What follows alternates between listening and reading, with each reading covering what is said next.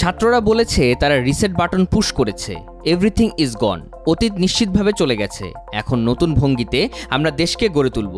দেশের মানুষও তাই চায়। জাতিসংঘ অধিবেশনে যোগ দেওয়ার পাশাপাশি গত ২৭ সেপ্টেম্বর ভয়েস অব আমেরিকা বাংলাকে দেওয়া সাক্ষাৎকারে ডক্টর ইউনূস এসব কথা বলেছেন, যা নিয়ে এখন চলছে তুমুল আলোচনা। ডক্টর ইউনূসের কাছে জানতে চাওয়া হয়েছিল ধানমন্ডির ৩২ নম্বর সড়কে বঙ্গবন্ধুর জাদুঘর হিসেবে যেটা পরিচিত ছিল, সেই জাদুঘর ৫ আগস্টের পর বিনষ্ট করা হয়। ১৫ আগস্ট সরকারি যে ছুটি ছিল সেটাও বাতিল করা হয়। বঙ্গবন্ধুর বহু ভাস্কর্য ভেঙে ফেলা হয়। এ নিয়ে বেশ খানিকটা সমালোচনা হচ্ছে।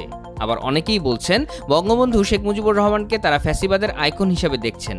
তারা বলছেন এই কারণেই এটা ঘটেছে। দীর্ঘদিন ধরে বাংলাদেশের জাতির জনক হিসেবে বঙ্গবন্ধু শেখ মুজিবুর রহমান স্বীকৃত। এই ব্যাপারে আপনার সরকারের দৃষ্টিভঙ্গি কি? জবাবে ডক্টর ইউনূস বলেন, আপনি পুরানো দিনের কথাবার্তা বলছিলেন, এর মধ্যে একটি গণ অভ্যুত্থান ঘটে গেছে, এটা বোধহয় আপনার স্মরণে নেই। আপনি এমনভাবে কথা বলছেন যেন এসব ঘটনা ঘটেইনি। কাজেই নতুন ভঙ্গিতে যা হচ্ছে সেটাকে দেখতে হবে। কত ছেলে প্রাণ দিল সেটা নিয়ে আপনার প্রশ্ন নেই, কেন প্রাণ দিল সেগুলো আসুক। কাজেই প্রথমে স্বীকার করতে হবে যে ছাত্ররা বলেছে আমরা রিসেট বাটন পুশ করেছি, এভরিথিং ইজ গন, অতীত নিশ্চিতভাবে চলে গেছে, এখন নতুন ভঙ্গিতে আমরা গড়ে তুলব। দেশের মানুষও তা চায়। নতুন ভঙ্গিতে চলার জন্য যেটা আছে সেটা আমাদের সংস্কার করতে হবে। অন্তর্বর্তী সরকারের মেয়াদ বা আগামী নির্বাচন কবে হবে এবং তার সরকারের নানা পরিকল্পনার কথা উঠে আসে এই সাক্ষাৎকারে। ভিওএ বাংলার পক্ষে সাক্ষাৎকার গ্রহণকারী আনিস আহমেদ জানতে চান, অন্তর্বর্তী সরকারের মেয়াদ কতদিন হতে পারে? এ বিষয়ে এখনও পরিষ্কারভাবে কিছু বলা হয়নি। সেনাপ্রধান জেনারেল ওয়াকারুজ্জামান যে আগামী ১৮ মাসের মধ্যে নির্বাচন হওয়ার ইঙ্গিত দিয়েছেন, সেটি কি এ সরকারেরও লক্ষ্য? প্রশ্নের জবাবে ডক্টর ইউনূস বলেন, আপনি ইচ্ছে করলে সেটা ধরে নিতে পারেন, কিন্তু সরকারের মতামত তো সেটা নয়। সরকার তো কোনো মত দেয়নি এ পর্যন্ত। কাজেই সরকার কখন মেয়াদ ঠিক করবে সেটা সরকারকেই বলতে হবে। সরকার না বলা পর্যন্ত সেটা মেয়াদ হচ্ছে না। আমাদের মুখ থেকে যখন শুনবেন সেটাই হবে তারিখ। শেখ হাসিনা সরকার পতনের নেতৃত্ব দিয়েছিল শিক্ষার্থীরা। নতুন সরকারেও তারা প্রতিনিধিত্ব করছেন। এটাও ঠিক যে শিক্ষার্থীরা দেশের নানা ক্ষেত্রে নানা প্রতিষ্ঠানে কর্তৃত্ব প্রতিষ্ঠার চেষ্টা করছে। তো শিক্ষার্থীরাই কি এখন দেশ পরিচালনা করছেন? এমন প্রশ্নের জবাবে প্রধান উপদেষ্টার উত্তর, করা তো উচিত। তরুণদের হাতেই তো ক্ষমতা যাওয়া উচিত। বুড়োদের তো কোনো কাজ নেই। বুড়োরা তো সব ভুল করে গেছেন এ পর্যন্ত। কাজেই চেষ্টা হোক যে তরুণেরা এগিয়ে আসুক, তারা দায়িত্ব নিক। তরুণরাও ভুলভ্রান্তি করবে, ভুলভ্রান্তি সংশোধন করবে নিজেদের। যাদের নেতৃত্বে এত বড় কাণ্ড ঘটে গেল তাদের অবিশ্বাস করা তো কোনো কারণ দেখছি না। ক্ষমতা নেওয়ার ১.৫ মাসের মধ্যেই সেনাবাহিনীকে ম্যাজিস্ট্রেসি ক্ষমতা দেওয়ার প্রয়োজন কেন হলো?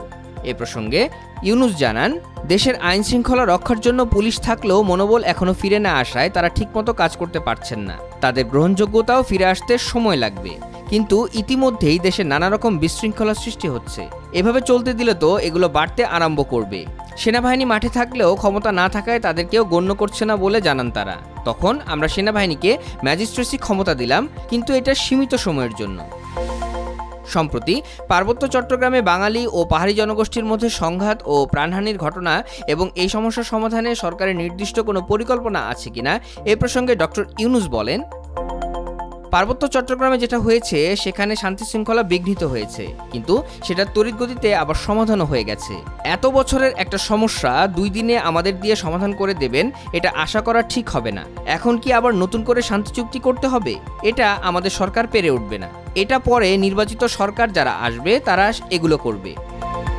ভারতের সঙ্গে বাংলাদেশের সম্পর্ক উন্নয়নে সরকারের পরিকল্পনা কি জানতে চাইলে বাংলাদেশের সরকার প্রধানের উত্তর, আমরা পরিষ্কার করে বলে দিচ্ছি আমরা সুসম্পর্ক চাই, কারণ আমরা ২ প্রতিবেশী। প্রতিবেশীর মধ্যে সম্পর্ক ভালো না হলে সেটা কোনো জাতির জন্য মঙ্গলজনক হয় না, তাদের জন্যও না, আমাদের জন্যও না। আমাদের ২ দেশের স্বার্থ হলো অত্যন্ত ঘনিষ্ঠ সম্পর্ক আর মধুর সম্পর্ক গড়ে তোলা। বর্তমানে ভারতে অবস্থানরত বাংলাদেশের সাবেক প্রধানমন্ত্রী শেখ হাসিনার বিষয়ে কী ধরনের পদক্ষেপ নেওয়া হচ্ছে জানতে চাইলে ডক্টর ইউনূস বলেন, এটা একটা আইনগত বিষয়। নিশ্চয়ই আমরা তাকে ফেরত চাইব, তিনি যেখানেই থাকুন না কেন। আইনগতভাবে যে সিদ্ধান্ত আছে সেই সিদ্ধান্ত আমরা বাস্তবায়ন করতে পারি।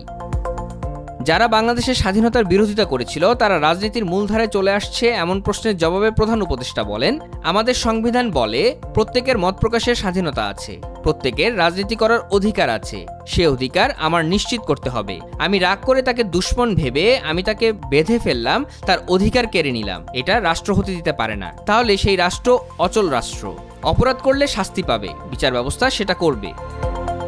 কেউ সংবিধান পরিবর্তন, কেউ বা সংশোধনের কথা বলছেন। পরিবর্তন বা সংশোধন যাই হোক, এটা কিভাবে কার্যকর হবে এমন প্রশ্নের জবাবে ডক্টর ইউনূস জানান, আমাদের নতুন করে সব গড়তে হবে। সবকিছু ধ্বংস করে দিয়ে গেছে আগের সরকার, সেই ধ্বংসস্তূপ থেকে আমাদের পুনর্জাগরণ করতে হবে। আমাদের এখন কি দরকার সেটা ঠিক করছি, কিভাবে সেটা সংশোধন করা হবে, আইনগত কি পর্যায়ে হবে, সেগুলো যখন আলোচনায় বসবে সেখানেই তারা ঠিক করবে। ডক্টর ইউনূস জানান, তাদের মূল লক্ষ্য হলো সংস্কার করা, একটা নির্বাচন দেওয়া, নির্বাচিত প্রতিনিধিদের হাতে ক্ষমতা হস্তান্তর করা, আর কিছু না।